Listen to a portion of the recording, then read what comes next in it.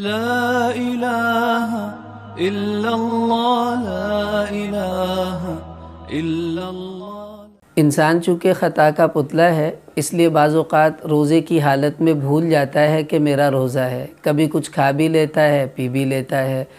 अगर तो भूल कर कुछ खा लिया या पी लिया तो इससे रोज़ा फासिद नहीं होता, चाहे 10 रोटियां खा ले और 2 जग पानी के पी ले, कुछ भी खा ले।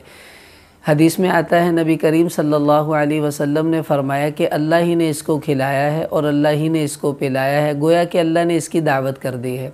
लेकिन भूल कर खा रहे थे और खाते खाते याद आ गया कि मेरा तो रोज़ा है।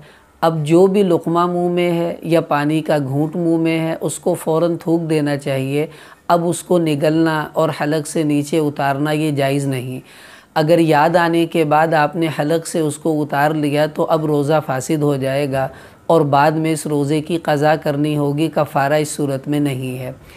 इसी तरह अगर किसी ने भूल कर कुछ खाया और किसी ने गलत मसला बता दिया कि जी आपका तो रोज़ा टूट गया है, अब वो ये समझा कि मेरा रोज़ा खाने की वजह से चूँकि टूट गया है लिहाजा अब तो मैं खा सकता हूँ, और बाद में उसने जानबूझकर कुछ खाया या पिया, तो पहले तो उसका रोज़ा फासिद नहीं हुआ था क्योंकि उसने भूल कर खाया था।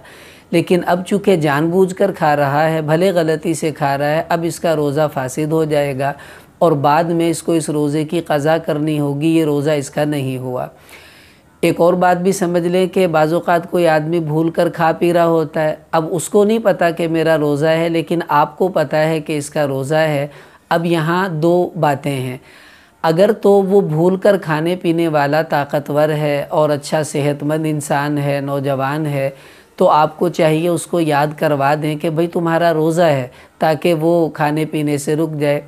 लेकिन अगर वो कमज़ोर है, बूढ़ा है या बेचारा ज़ईफ़ इंसान है और आप ये समझते हैं कि अगर ये खा पी ले तो अच्छा ही है ताकि कुछ क़ुव्वत आ जाए और इसका रोज़ा सही तरीक़े से पूरा हो जाए, तो उलमा फ़रमाते हैं कि ऐसी सूरत में उसको खाने पीने देना चाहिए, उसको याद नहीं करवाना चाहिए। क्यों? अल्लाह ही ने उसको भुलाया है, अल्लाह ही खिला रहे हैं, अल्लाह ही पिला रहे हैं, तो हमें भी चाहिए कि उसको खाने पीने दें, बीच में टांग ना अड़ाएं, ताकि उस बेचारे की दावत जो है वो ख़राब ना हो। तो कमज़ोर हो तो मत बतलाएं, ताकतवर हो तो बतलाने में हर्ज नहीं है।